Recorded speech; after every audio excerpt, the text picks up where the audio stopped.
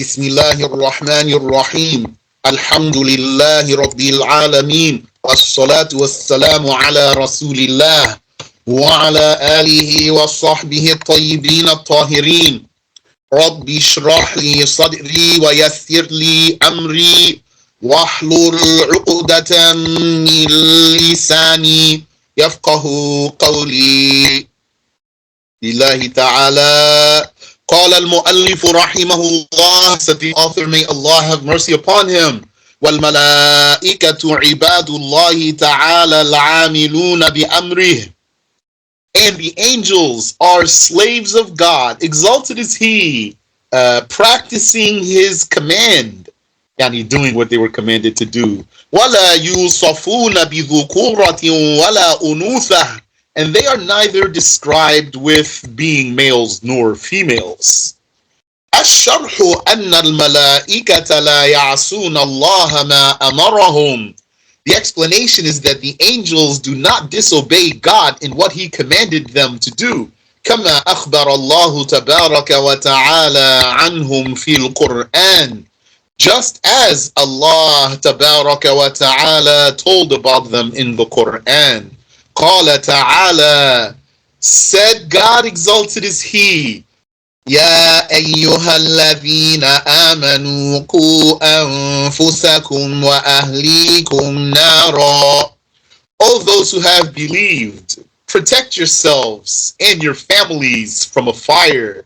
Yani, protect yourself first, and then protect your family, and don't leave yourself without protecting your.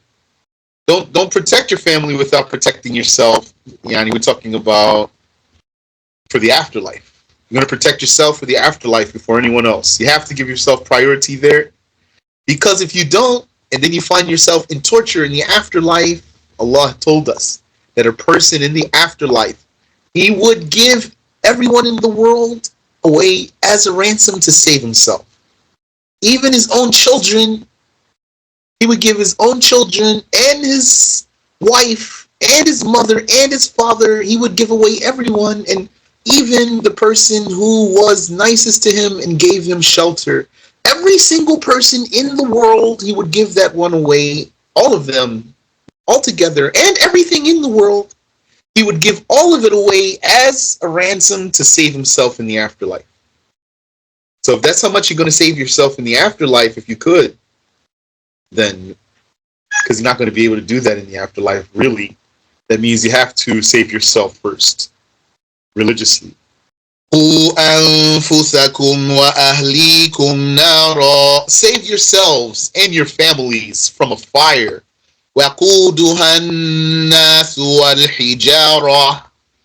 Its fuel is people and stones. عليها ملائكة غلاظ شداد. In charge of this fire are angels, merciless and powerful. Merciless, stern. Their sternness is that they are merciless. And shidad, very strong. لا يعصون الله ما أمرهم, not disobeying Allah in what He commanded them. وَيَفْعَلُونَ مَا يُؤْمَرُونَ, and doing what they are commanded. Which means they have a will. يَفْعَلُونَ, they do. That means they have will, they have volition. They are not robots.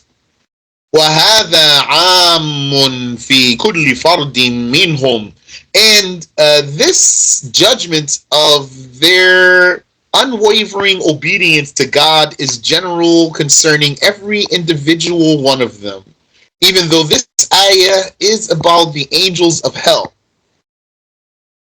But they don't have this quality that's mentioned in the ayah because they're angels of hell. Rather, they have this quality because they're angels. And so it's true for all of the angels.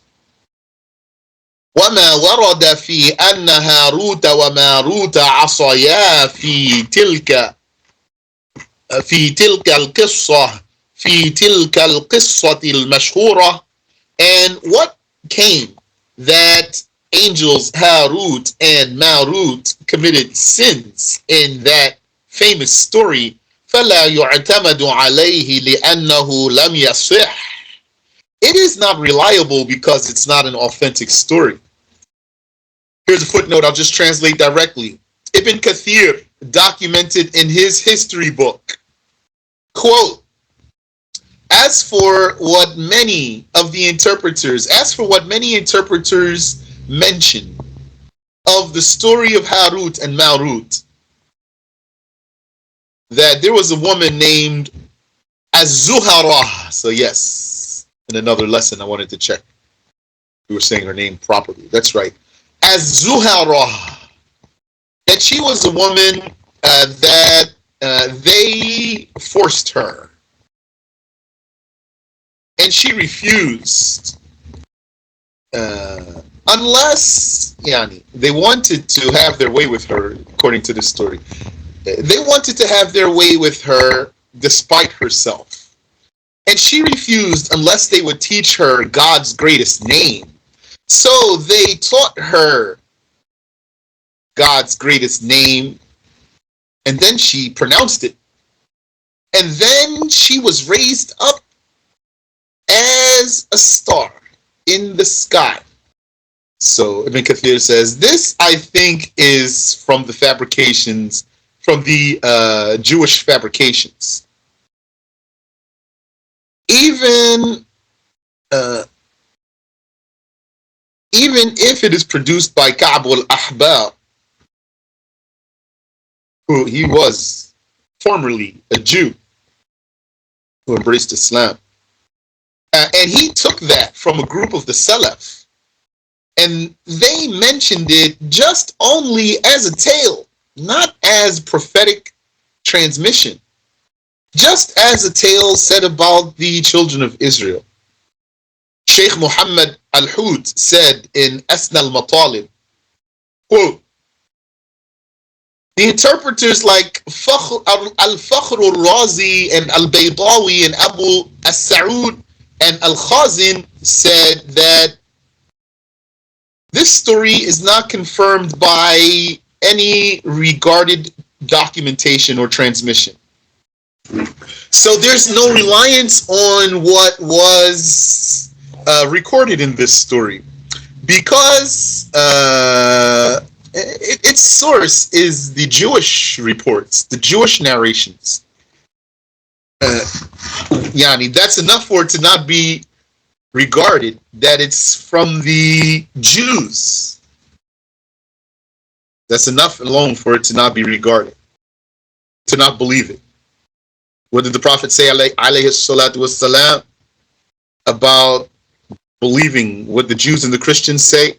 He said, don't believe them and don't deny them. That's if it doesn't have something that contradicts the religion. If it doesn't have something that contradicts the religion, we're not going to deny it and we're still not going to believe it. But not only this came from the Jews, but it has in it what is against the intellectual and documentary evidence. And it contradicts the religion. It's from the Jews and it contradicts the religion. Intaha. And Shaykh Abdullah Al-Ghumari, he said about the story of Harut and Marut, quote, Hafiz As-Suyuti researched the pathways in At-Tafsir al-Musnad and also in Ad-Durr al-Manthur, and he totaled 20-something pathways. Most of them are weak. And I have also tracked their pathways, the pathways that have been pointed out. And I exerted my thinking. I thought a lot about it. I wasn't careless about this. I concentrated hard. I thought, well, I put my mind into it well. And I found that this story is anomalous. It's an anomaly. And it has an objectionable meaning. contradicts the Quran and the Sunnah and the rules of knowledge. That's along with its contradictory expressions and its contradictory reports. And there is not a single hadith amongst the reports for this story from the Prophet sallallahu alaihi wasallam that is authentic and free of any defect. Intaha. And Ibn Kathir said in his tafsir, it was reported concerning the story of Harut and Marut from a group of the Tabi'un, like Mujahid and As-Suddi and Al-Hasan al-Bisri and Qatada and Abu al-Aliyah and Az-Zuhri and Al-Rabi' ibn Anas and Muqatil ibn Hayyan. It's Muqatil though. He's an interpreter of the Quran, and he's accused of being mushabbih, a God comparer, and others. And this story was also told by a number of the older and latter day interpreters of the Quran. And the sum of these reports refer back in their detail to the stories of the children of Israel, meaning the reports of the Jews. Since there is not amongst these reports a single prophetic hadith that's authentic with a continuous chain back to the honest, believed, impeccable one who does not pronounce anything from desire. And the apparent presentation of this story in the Quran generalizes the story without details and without length. Without details, and it's not lengthy. What's mentioned in the Quran here about these angels and what they did in Babylon. And so we believe in what came in the Quran according to whatever Allah willed for it to mean, and Allah knows best about the reality of the situation. Intaha, end quote. Back up to the body here. وَيَجِبُ الْإِيمَانُ بِأَنَّهُمْ خُلِقُوا لَا كَخِلْقَةِ بَنِي آدَمَ. And it is obligatory to believe that they were created, not as the children of Adam were created,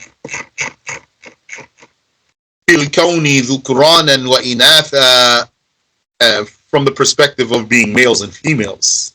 No, rather they are genderless. لكنهم قد يتشكلون بشكل البشر الذكور منهم فقط. But it's possible that they could shapeshift into the appearance of a male human only. وبلا آلة الذكورية, and without male genitals. قال المؤلف رحمه الله, said the author, may Allah have mercy upon him, وَلِلَّهِ تَعَالَى كُتُبٌ أَنزَلَهَا عَلَى أَنْبِيَائِهِ وَبَيَّنَ فِيهَا أَمْرَهُ. وَلِلَّهِ تَعَالَى كُتُبٌ أَنزَلَهَا عَلَى أَنْبِيَائِهِ. And God, exalted is He, has books that He brought down on His prophets. So that's a literal translation, meaning that He revealed to His prophets. That means some of them. وَبَيَّنَ فِيهَا أَمْرَهُ وَنَهْيَهُ وَوَعْدَهُ وَوَعِيدَهُ. In those books He clarified His command, His prohibition, His promise, and His threat. SharH, the explanation. أنه يجب الإيمان بأن الله أنزل كتبا سماوية على أنبيائه. The explanation is that it is obligatory to believe that Allah revealed heavenly books to His prophets, meaning some of them. وليس معنى هذا أن كل فرد من أفراد الأنبياء أنزل عليه كتاب خاص. And this does not mean that every individual prophet received the revelation of a particular book. بل كان ينزل على بعضهم ثم يوحى إلى بعض آخرين منهم العمل بهذا الكتاب. Rather, a book would be revealed to one of them, for example, yani some of them. بعض usually translates as some, and some includes one. One amongst others is some of them. So this word بعض in Arabic very often refers to one only. So بل كان ينزل على بعضهم. Rather, it would be revealed to one of them or some of them. ثم يوحى إلى بعض آخرين منهم العمل بهذا الكتاب. And then it would be revealed to others amongst them to work according to this book, the book that was revealed to one of them. كأكثر أنبياء بني إسرائيل, like most of the prophets of the children of Israel. فإنهم أمروا بالتوراة. Indeed, they were commanded to uphold the Torah. تنبيه. Notice, الزبور لم يكن فيه أحكام. The Zabur, what people call Psalms, that's with a silent P, Psalms, did not have in it rules. And it was not a book of law. وإنما هو أمثال ومواعظ ورقائق. It was only parables and lecturing and matters to soften the heart. Lecturing means preaching. فكان داود يرجع إلى التوراة بالأحكام. David used to resort to the Torah concerning rules. Yani David, the recipient of this book called Az-Zabur, he didn't rely on the Zabur for rules because it didn't contain rules. For rules, he resorted to the Torah. وكل الرسل الذين بين موسى وعيسى كانوا على شرع التوراة. And all of the messengers between Moses and Jesus were upon the law of the Torah. Wallahu a'lam. Yes, and Allah knows best. That's the case. So remember, Rusul sometimes refers to prophets who are not messengers. The word Rusul can refer to prophets who are not messengers. So it's valid for us to say that there weren't any messengers between Moses and Jesus. When we mean by messenger a prophet, a lawbringer, if we mean by messenger a lawbringer, then it's valid to say there weren't any messengers between Moses and Jesus. I heard one Shaykh, he's very reliable Shaykh, one very relied upon. He said once, Shaykh Abdullah does not approve of saying there weren't any messengers between Moses and Jesus. So when he said that, I was surprised. And then he cited some of the things that would be cited. That's basically similar to what I'm right now commenting on. What Shaykh said right here. All of the Rusul who were between Moses and Jesus, they were following the law of the Torah. So one might translate that as all of the messengers between Moses and Jesus were upon the law of the Torah. So he said the Shaykh doesn't accept for someone to say there weren't any messengers between Moses and Jesus. And then he cited some things. I was very surprised here. I wasn't sure that he's saying something accurate here. It didn't convince me, despite that he's strong one. I didn't really take this. So when I saw Shaykh Samir, I said, Shaykh Fulan said such and such. But wouldn't that mean this? And it's like Shaykh Samir surprised. He said, yes, that's right. You're right. Why he was surprised. Have some ideas about that. Because sometimes you hear something from someone who's especially relied upon teacher, and then you might take a mistake, or you might give up some arguments because you say, but so-and-so said. So it's important to learn the rules and to learn the definitions and be firm there. Don't forget, it's obligatory on a person to learn the religious matters to the extent that la yushakkikuhu mushakkik, to the extent that no one can throw doubts into his heart. I'm not saying that you're going to be stubborn. Sometimes you will take a mistake, and then it's going to become clear to you that you took a mistake, and then you're just going to fix it. Happens to all of us. But that was a lesson for me. And also, some other things that I saw from this Shaykh, and I take from him too, but then made me, I didn't see that this one, he's like Shaykh Samir or like Shaykh Nabil in accuracy. Those ones very, very, very accurate, Shaykh Samir, Shaykh Nabil. I have seen some direct students of Shaykh Abdullah who are not most accurate. A new one, he said, learned from Shaykh for I don't know how many years he was saying. I don't know. Many, many, many years. And anyone will say, yeah, he's been around for so many years. That one, I heard so many mistakes from him that I just don't take from him. Subhanallah.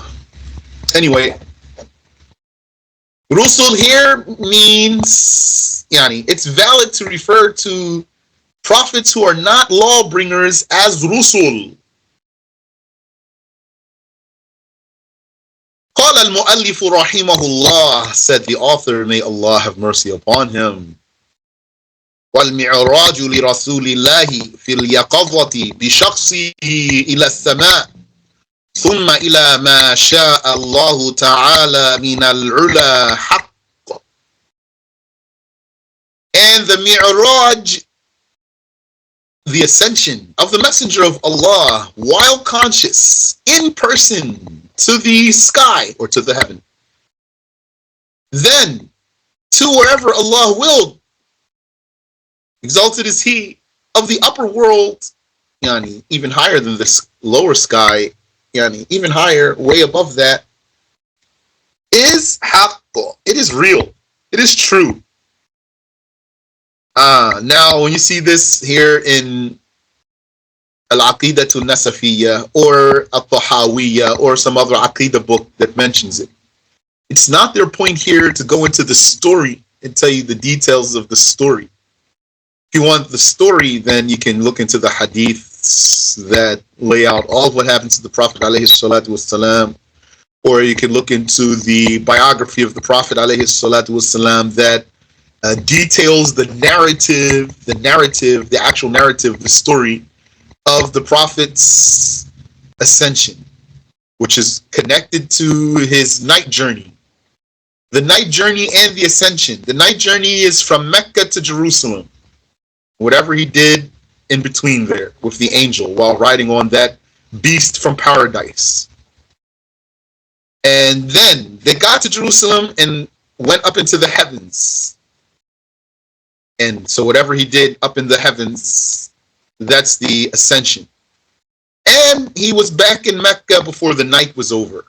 That's a supreme miracle. So the narrative of this miracle is not what's intended in these books. Rather, what we must believe is what is intended by these books. And so the author says, the explainer says, SharH, the explanation. Meaning, I said that to say, when you take a book like this and then they mention the Mi'raj, and then maybe you're going to rub your palms thinking you're going to get the story here. It's not the point here to give you the narrative. الشرح, the explanation.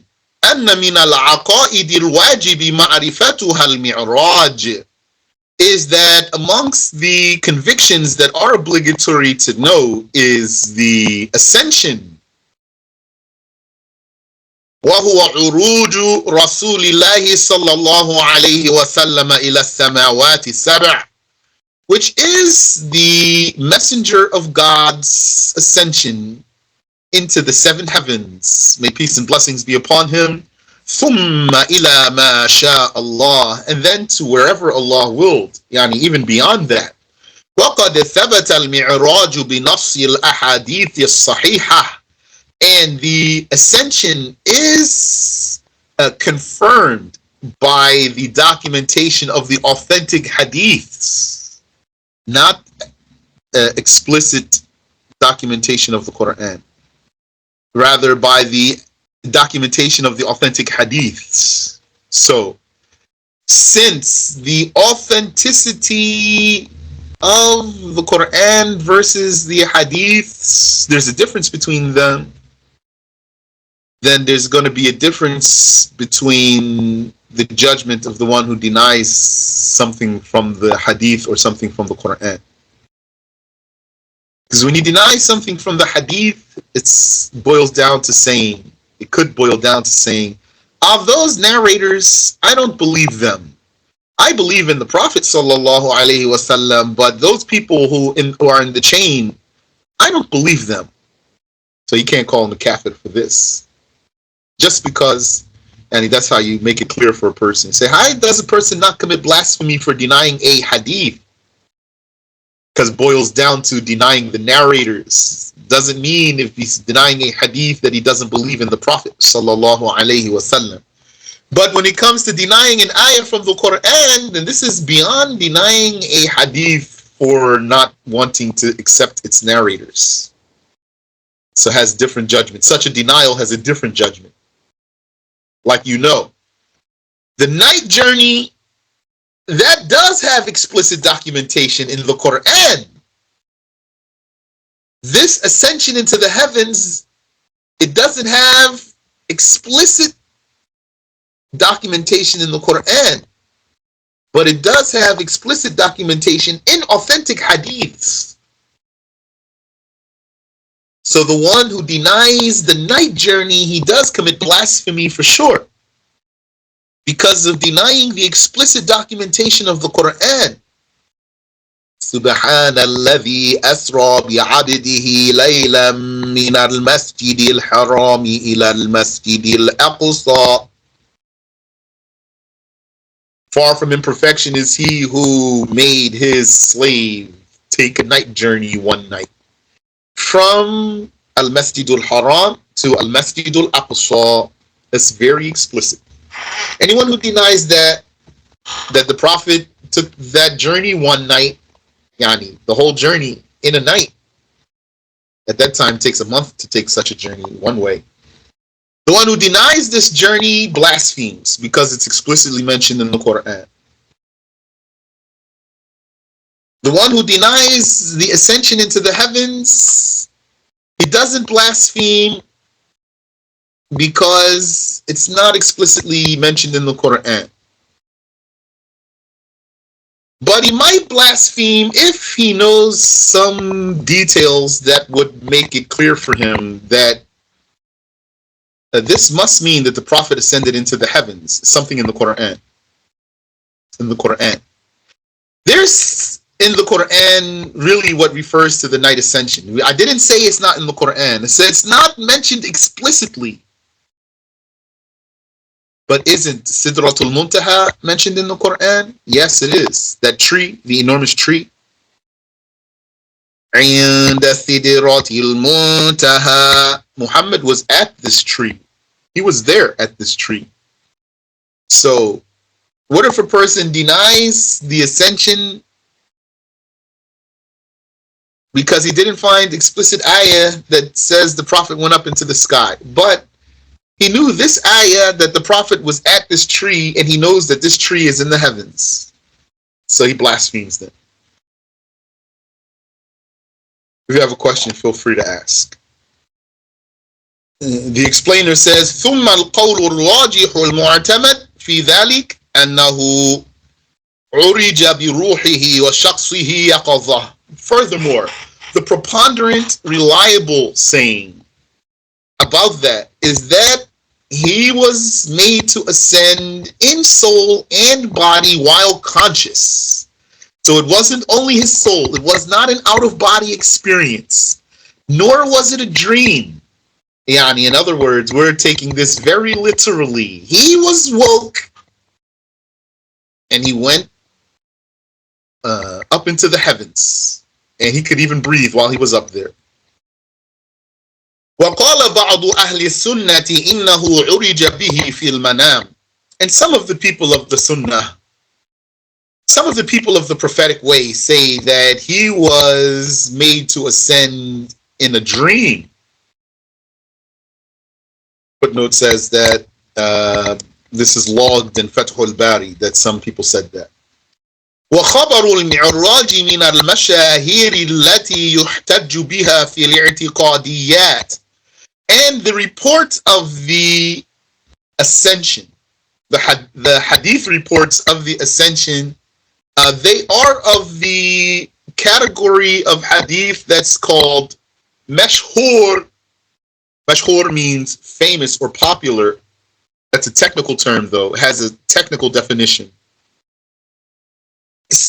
So these are famous hadiths that are used as evidence in creedal matters. So I'm saying famous, that's a technical definition there. Not just means it's well known, has definition.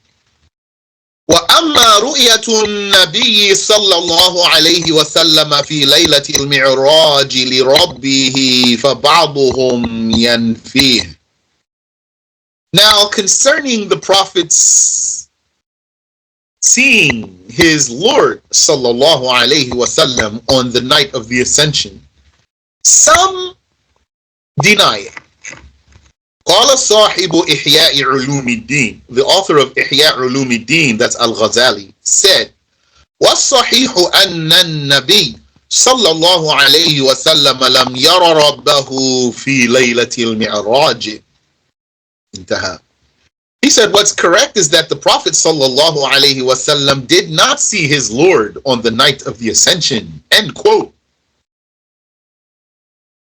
وَالْجُمْهُورُ يُثْبِتُهُ. And the majority confirms it, though. ثُمَّ مِنْهُمْ مَنْ يَقُولُ إِنَّهُ رَآهُ بِعَيْنَيْ رَأْسِهِ. And furthermore, some of them say that he saw his Lord with the eyes in his head. وَمِنْهُمْ مَنْ يَقُولُ رَآهُ بِفُؤَادِهِ وَلَمْ يَرَهُ بِعَيْنِهِ. And some of them say that he saw his Lord with his heart and did not see him with his eye. Footnote, it is confirmed from Ibn Abbas, may Allah accept his and his father's deeds, that he said, رَآهُ بِفُؤَادِهِ مَرَّتَيْنِ. He saw his Lord with his heart twice. That was produced by Muslim in his authentic book, in his Sahih, in the book of faith. وَهَذَا الْقَوْلُ هُوَ الْمُعْتَمَدِ. And this last saying is the reliable one out of the three sayings. One saying is he did not see his Lord. One saying is he saw his Lord with his eyes. One saying is he saw his Lord with his heart. This last one is the reliable one. لأنه ثبت عن أبي ذر رضي الله عنه أنه قال, because it's confirmed about Abu Dharr, may Allah accept from him, that he said he did not see him with his eye. ولم يثبت عن أحد من السلف القول بأنه رآه بعيني رأسه. And it's not confirmed about anyone from the Salaf saying that he saw him with the eyes of his head. So that's weakest saying that he saw him with his eyes in his head.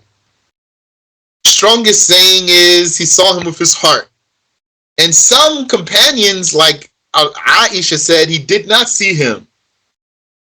These are two sayings that are sourced back to the companions themselves. This third saying of seeing his Lord with his eyes is not from the Sahaba, and the Shaykh says not even confirmed from anyone from the Salaf. So khalas. This one shouldn't be given regard. We're not going to take a creed that no one from the Salaf had. Creed, the source of the creed is the Quran and the authentic Sunnah of the Prophet alayhi salatu wassalam. And anything that's confirmed by consensus. Okay. There's not going to be something like that, and no one from the Salaf believed it. That's how you talk to some people who believe in the so-called light of Muhammad. They're going to argue with you all day, and then you're going to say to them, how come nobody from the Salaf talked about this? Then they're going to tell you why. So you say to that person, you need to pay attention to yourself here, because you're trying to tell me, actually, and you didn't think twice about my question. Now you're actually trying to tell me how there's a major issue of creed that no one from the Salaf believed. You think you're going to convince me about this. You've convinced yourself, though. Shaykh says, وَلَمْ يَثْبُتْ عَنْ أَحَدٍ مِنَ السَّلَفِ الْقَوْلُ بِأَنَّهُ رَآهُ بِعَيْنَيْ رَأْسِهِ. It is not confirmed from anyone from the Salaf saying that he saw his Lord with the eyes of his head. وَلَقَدْ أَجَادَ التَّفْتَزَانِيُّ فِي قَوْلِهِ. And التَّفْتَزَانِي did well when he said, ثُمَّ الصَّحِيحُ أَنَّ النَّبِيَّ عليه السلام إنما رأى ربه بفؤاده لا بعينه. Furthermore, what is correct is that the Prophet, may peace be upon him, merely saw his Lord with his heart, not by his eye. Intaha, end quote. وَهَذَا أَحْسَنُ مِنَ النَّفْيِ الْمُطْلَقِ. And this saying is better than absolute denial, to say he didn't see his Lord. Meaning, the statement that he didn't see his Lord, instead of taking it to be an absolute denial, you can give it an interpretation. And the interpretation of it, though it looks like it is an absolute denial, the interpretation of it is meaning with his eyes. He didn't see his Lord. Someone might only say that many words. He didn't see his Lord. And this open statement really has an interpretation, because it really means with his heart. Because it really means with his eyes, but they just didn't say with his eyes. Maybe because it was understood to whoever was listening. But got transmitted. He didn't see his Lord. So saying he saw his Lord with his heart is better than the absolute denial. وَأَمَّا الْإِسْرَاء. Now as for the night journey, فهو ثابت بنص صريح في القرآن والحديث. وأما الإسراء فهو ثابت بنص صريح في القرآن والحديث الصحيح. Now as for the night journey, it is confirmed by explicit documentation in the Quran and the authentic hadith. فيجب الإيمان به. So it is obligatory to believe in it. قال تعالى, the Exalted said, سبحان الذي أسرى بعبده ليلا من المسجد الحرام إلى المسجد الأقصى الذي إلى المسجد الأقصى الذي باركنا حوله لنريه من آياتنا. Far from imperfection is he who made his slave take a night journey one night from the sacred masjid to the far masjid. Just trying to translate the words for you. That's the far masjid, the one that we have blessed its surroundings. And we made him take that night journey so that we would show him our amazing signs. Amazing signs on the earth and in the heavens. Because you know all of what he saw there. Yeah, if you know the story, which is not presented here. إِنَّهُ هُوَ السَّمِيعُ الْبَصِيرُ. Indeed, he is as-Sami'ul Basir, the hearer, the seer. It's the first ayah of Surah Al-Isra. Allahu A'lam. Stop there. Any question?